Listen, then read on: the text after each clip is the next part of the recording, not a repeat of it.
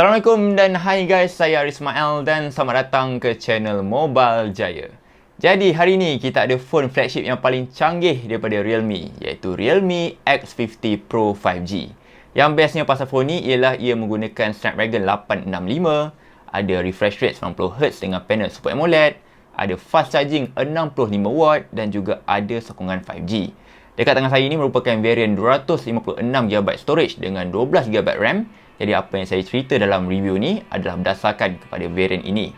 Dan saya pun dah menggunakan phone ni hampir seminggu. Dan tanpa melengahkan masa lagi, ini review saya untuk Realme X50 Pro 5G.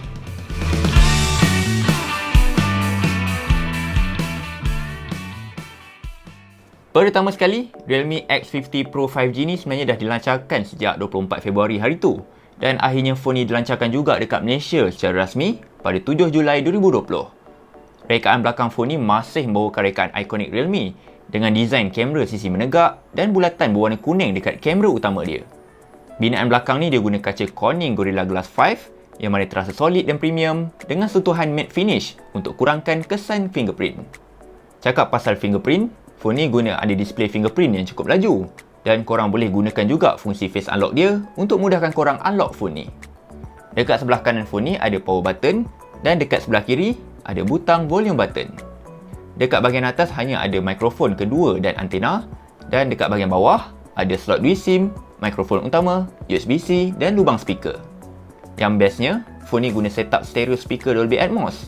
So bunyi dia memang sedap dan kuat kalau guna untuk dengar lagu ataupun tengok movie.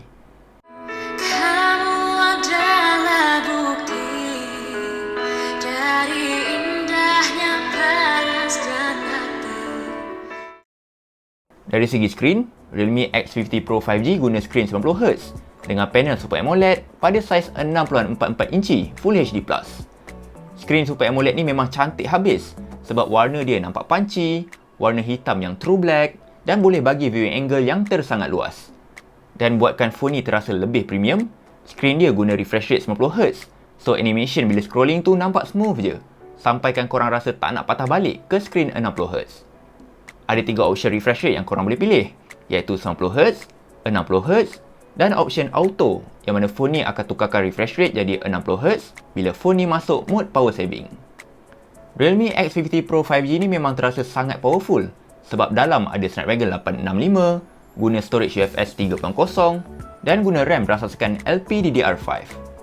So kalau buka apa-apa apps memang laju habis, yang mana saya jamin tak akan lag walaupun guna melebihi 4 atau 5 tahun.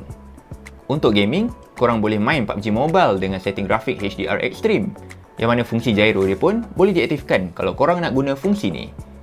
Game lain macam COD Mobile boleh main dengan grafik very high dengan frame rate max, dan untuk peminat Mobile Legends, korang boleh main dengan setting grafik tertinggi. Dan phone ni pun ada vapor cooling system untuk pengeluaran haba yang lagi efektif, so phone ni dapat maintainkan performance yang smooth ketika gaming. Dari segi interface, Realme X50 Pro 5G ni guna Realme UI 1.0 yang dijalankan bersama Android 10. Dalam ni korang boleh aktifkan dark mode, ada fungsi app cloner untuk clone app social media dan game space untuk manage notification dan performance ketika gaming. Dari segi kamera, Realme X50 Pro 5G ada setup 4 kamera yang mana turut didatangkan dengan fungsi Super Nightscape 3.0 dan Ultra Image Stabilization UIS. Dari segi kualiti, gambar dari phone ni memang apa yang korang boleh jangka dari sebuah phone flagship sebab dia boleh bagi gambar yang sangat terang dengan keperincian image yang sangat tajam.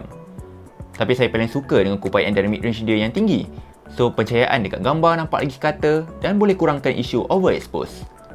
Dengan kamera phone ni lagi, korang boleh ambil gambar ultra wide dengan sudut lebar 119 darjah, ambil gambar dari kamera utama dia, zoom optical sebanyak 2 kali dan hybrid zoom sebanyak 5 kali. Dan bestnya kamera ultrawide dia pun boleh berfungsi sebagai kamera makro.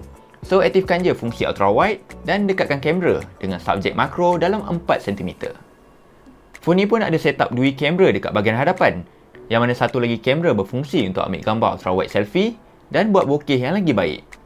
Saya suka dengan hasil selfie dia yang gambar nampak sharp dan boleh ambil gambar selfie portrait dengan kesan bokeh yang kemas. Dari segi rakaman video, phone ni ada Ultra Image Stabilization UIS untuk kurangkan gegaran tanpa memerlukan sebarang penggunaan gimbal. So kalau korang record time jalan pun memang nampak smooth je, walaupun korang pegang phone ni secara handheld. Dan bagi peminat Gcam, phone ni ada RAW support. So korang bolehlah install Gcam untuk dapatkan gambar seolah-olah diambil menggunakan kamera Google Pixel. Realme X50 Pro 5G didatangkan dengan bateri yang besar untuk sebuah phone flagship dengan bateri berkapasiti 4200 mAh. Dengan refresh rate dalam mode auto, phone ni boleh bagi screen on time dalam 6 jam 39 minit dan korang boleh panjangkan lagi bateri life dia kalau onkan setting refresh rate 60Hz. Dari segi charging, phone ni dibekalkan dengan charger 65W Super DAT dalam kotak. So phone ni boleh di-charge dari 0 hingga 100% dalam masa hanya 35 minit sahaja. Secara keseluruhannya, Realme X50 Pro 5G ni sangat ditujukan bagi korang yang nak cari phone flagship yang ada 5G dengan spek yang mewah untuk harganya. Cuma phone ni tak ada earphone jack, so korang kena guna dongle atau beralih terus ke true wireless earbud yang semakin murah sekarang ni.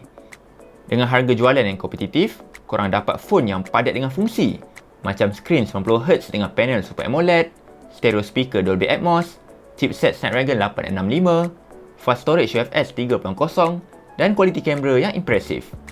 Bukan setakat tu je, phone ni turut dibekalkan dengan kapasiti bateri yang besar, ada fast charging 65W yang boleh full charge dalam masa 35 minit dan tentunya ada sokongan 5G untuk bagi penggunaan yang lebih future proof.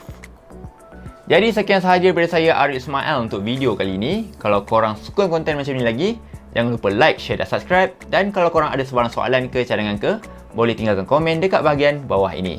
Sehingga kita berjumpa lagi di lain hari di lain waktu. Assalamualaikum dan bye-bye.